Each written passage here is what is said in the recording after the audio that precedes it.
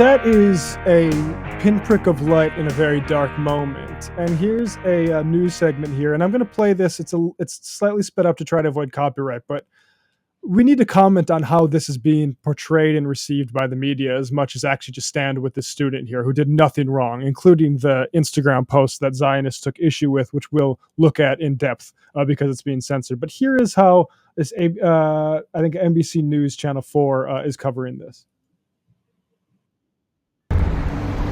Yeah, Colleen, USC made this decision several hours ago, citing student safety. Now, this all started over the past several days. USC says there have been concerning conversations about their selection of the valedictorian and how this could threaten the campus safety. And while they can't comment if they've received any threats specifically, they say the ongoing conflict in the Middle East has led to harassment and violence on other campuses. Now, shortly after USC...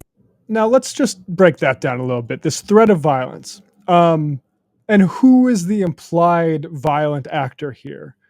Oh, well, actually, let's just let this go a little bit further, and maybe I'll comment on it after that. 2024 valedictorian Asna Tabassum, a fourth-year student from Chino Hills with a major in biomedical engineering and a minor in resistance to genocide. There were calls for the university to reconsider their decision. Several organizations asked for USC to remove her as valedictorian because of a link on her social media account that they say contains anti-Semitic language. I spoke to Tabassum, who is a first-generation South Asian American Muslim. She tells me she's disappointed by the school's decision to not speak at the graduation and calls this a campaign of hate. So, after several organizations, not named, maybe name those, maybe name the organizations that got this student booted off from being valedictorian, complained that she had some anti-Semitic stuff on her Instagram. I have that here. The Zionist smear, let me make sure my DMs are closer, channel here, posted this, and I'll just make this big here. Let me swap with David.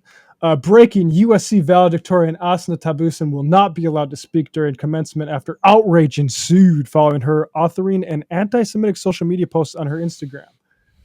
David Bernstein, and if you look at David Bernstein's bio, classified: the untold story of racial classification in America. Oh, he's blurred by George Will. So even if you didn't know he's a George Mason guy, you know he's a proper asshole prick, and he's been smearing students this entire time. Fuck this guy. But stop. He asks, "What can someone give me a link to what you said like that causes controversy?" Here this is. So we're gonna make this big here. So there she is. She's private on Instagram. Maybe I can make this a little bit bigger for folks. Private on Instagram here. And she has this card here. I've never heard of card, but Palestine. Learn about what's happening in Palestine and how you can help.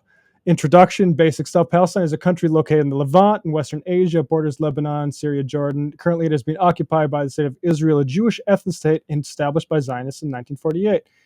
Tells some stuff about where to get other sources there. We'll skip a little bit ahead. Contents, basics.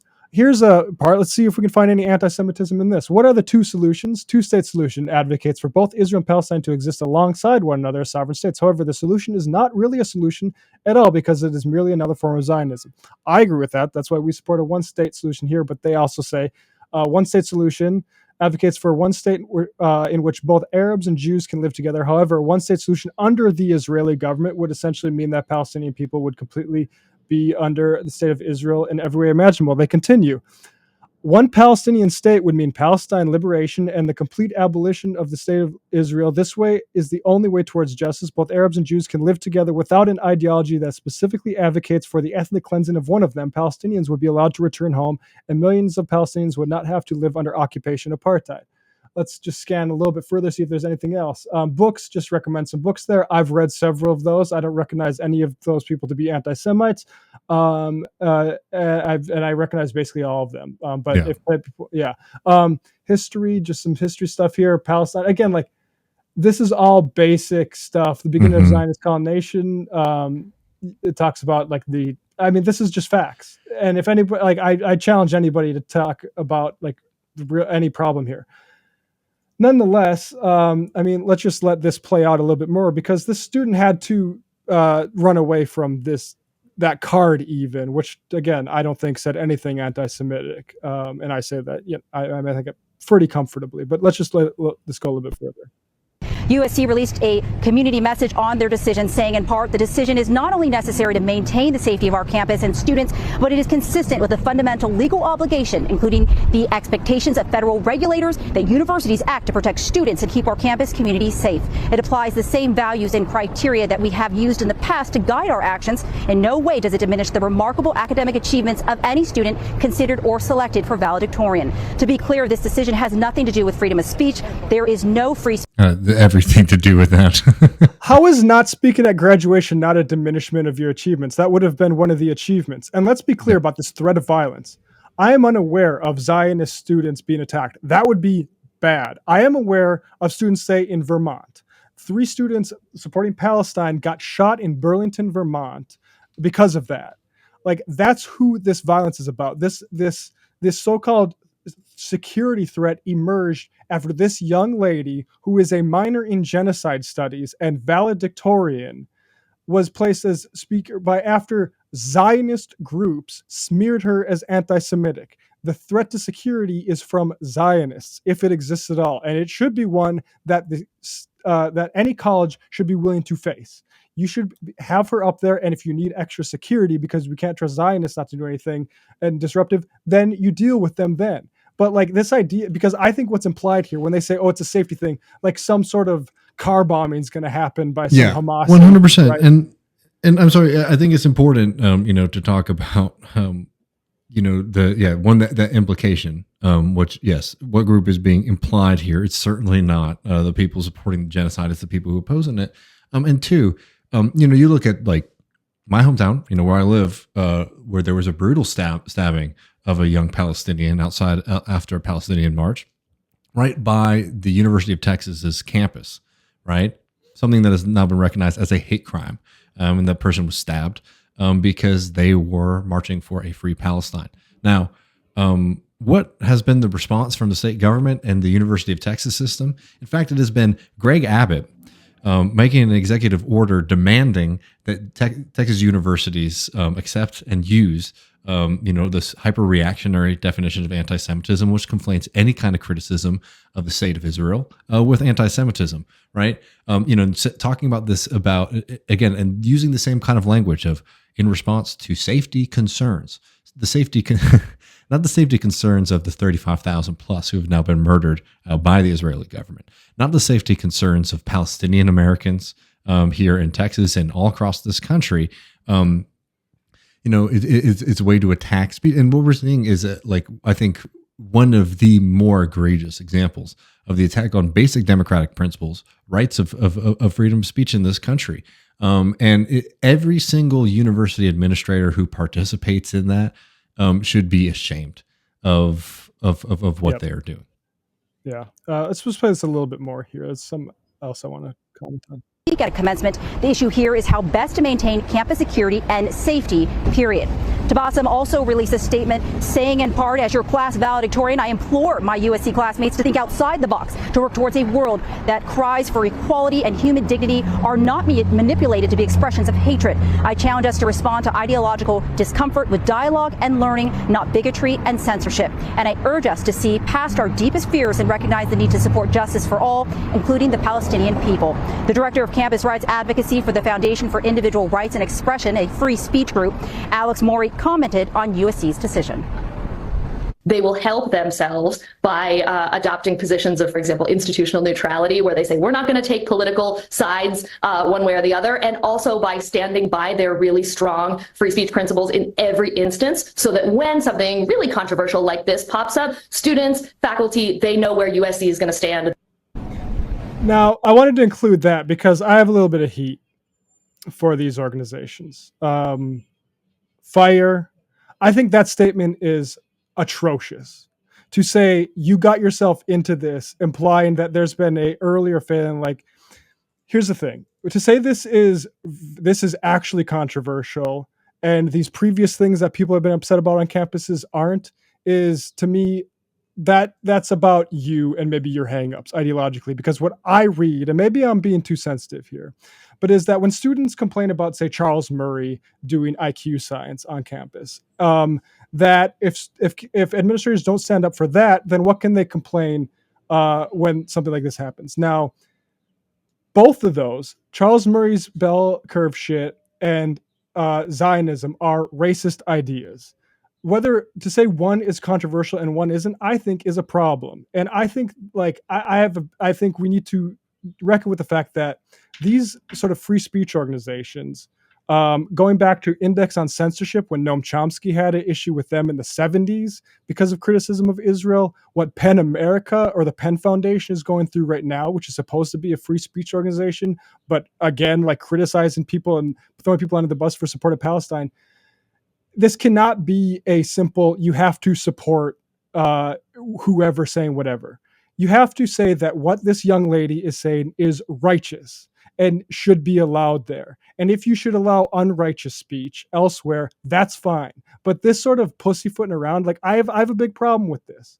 And I think it's symptomatic for how this fight gets lost. And I think, I don't know, like maybe this is a little bit tangential, but I really think free speech people need to get their shit together they're not, when it comes to this stuff. The fact is that like the free speech people, I mean, maybe that's a position that was evacuated, by certain members of the left. Maybe that might be a criticism you could make. The people who have been engaging in that, oh, well, I'm a free speech person. I mean, it's never been about like, free speech. It's always been selective as to, oh, I want to come and, support whatever this kind of new right wing formation that was kind of bubble up, well funded, show up on campus and like cause a big scene. The idea that like, oh, well, now these kids are going to learn their lesson is ludicrous. Matt and I, I'm 30. When I was in school, 12 years ago, what happened to me and other groups like the groups I was a member of, groups like Students for Justice in Palestine? How did the university react to activities that we were involved in? With an iron fist, all kinds of activities from, putting up posters, showing demonstrations. We were treated with the same kind of contempt and attempts by the university officials to shut those groups down. Why? Because, oh, well, when you say that, Israel shouldn't have the right to be able to hold people in an open air prison, shouldn't be able to maintain a legal occupation of the West Bank, you are making students who believe in Zionism feel unsafe, right? So the idea that like, oh, well, look how the tables have turned, and now, pro-human rights speech on university campuses is being stomped because of the excesses. I think that's a very glib and incorrect position. Now, I think that there is, some truth to a kind of recognition that, if you give university administrators, I think, have shown themselves time and time again, it is a fundamental fact of the American university. That is not a group of people who are radicals. Despite all the kind of talk about the university systems being filled with radicals, look, you can fucking talk until the end of the earth about whether or not you think liberals or conservatives are overrepresented in this side or not, right? Is Hollywood liberal or is Hollywood conservative? I don't know. It's one of those things that just like to sit there and really try to have like a scientific answer to it. You're not going to get there. But do you know what is clear? Is the people who run universities, which effectively in this country have become a business. What do businesses do? Well, they want to make sure that university is continuing to, to maintain itself, to pull in money and to be successful financially. What do you do if you want to make sure that your institution is successful financially? Well, I don't want to anger powerful and wealthy people. So university administrative positions do not encourage or do not seek out radicals or people who are going to potentially upend or create crisis at their universities, right? So because look at how Bill Ackman has thrown the entire Ivy League into a tizzy. No, 100%. I mean, the whole idea here that the universities are basically controlled by this like radical, group of folks, it is absolutely ludicrous. Now, look, I have 10 million criticisms of the left. I think there's a lot of people who don't recognize that, yes, if you spend a lot of time and sort of like encouraging the state or the bosses or any kind of like authority thing to start like figuring out what is good to say and what is bad to say, that is going to get really dangerous really fast. Because I'm sorry, we are already in a position where our political perspective is marginalized, has been, it is one of those things. I mean, when I was in school too, the idea of being able to be out in the world as like an out socialist, just seemed ludicrous because in American business culture or professional culture, even in radical, even in kind of like advocacy, social justice groups. You weren't supposed to be that, right? So like 100% in this country, it's not like we've been living in some kind of period of like, freedom of speech, for the past few decades. No, absolutely not. But, again, we have to be very careful of, whether or not we want to make those systems feel more confident and more comfortable with utilizing that power. And I think, the way to do that is by, talking very materially about what these positions are, Matt. And I think that is something, too, where oftentimes, look, if we're supposed to be Marxists, that means we're materialists. And oftentimes, whenever we talk about speech, everything becomes very like idealist and abstracted. Are you a free speech absolutist or what? And actually look fundamentally at what it is that we're talking about. Who's saying what and doing what and to whom. And that will start to make things a little bit clearer for you. So, I think that it's something right to flag, because there is 100% an attempt right now it's not like, oh, it just started. It's been going on for a long time. Right. I think it is because of the critical nature of the moment that we are in, that the authority figures, be they university administrators, be they the governor of your state, are playing an extra role in trying to suppress and attack free speech in this country. And that's an extremely dangerous thing. And to, some of our American friends who do want to like favor more of an environment where speech can be attacked, look to our comrades in Europe, particularly in Germany, who, some of our friends who are bravely standing up right now and are facing all kinds of consequences for that. Not to get all fucking, Yankee Doodle over here, but, freedom of speech is a left wing and a socialist value, and it's something that you should fight for, and build up the capacity to challenge the reactionaries and the right. Yeah, that reminds me of, I can't remember who it was, but one of the boys from the Brigham Young Money podcast tweeted out, because somebody at Novara had to apologize to J.K. Rowling for calling her a Holocaust denier over her denying that trans people were targeted by the Nazis, which seems to be a matter of fact to me. But I'm in America where I can say things like that. and he quote tweeted it with Mel Gibson in The Patriot, like riding a horse. Like me when I see somebody giving a servile libel avoidance statement. It is really important, and it genuinely pays dividends, just from a pro-democracy standpoint. I also just want to flag Prem Thakur, who's a great journalist, also from North Dakota. Columbia, he tweeted this out. He has a piece here ahead of a congressional testimony. Columbia student cracks down on student advocacy. Columbia hired private investigators to pursue pro-Palestine students. Still hasn't opened a case in the 88-day-old chemical attack. That is absurd. Wow. Vanderbilt, by I think IDF people on campus. Vanderbilt canceled divestment vote, expelled students after they protested Pomona, sent dozens of riot police to arrest 20 students. So, and I mean, our boy Yanis Varoufakis and a whole bunch of Palestine, like you mentioned, in Germany.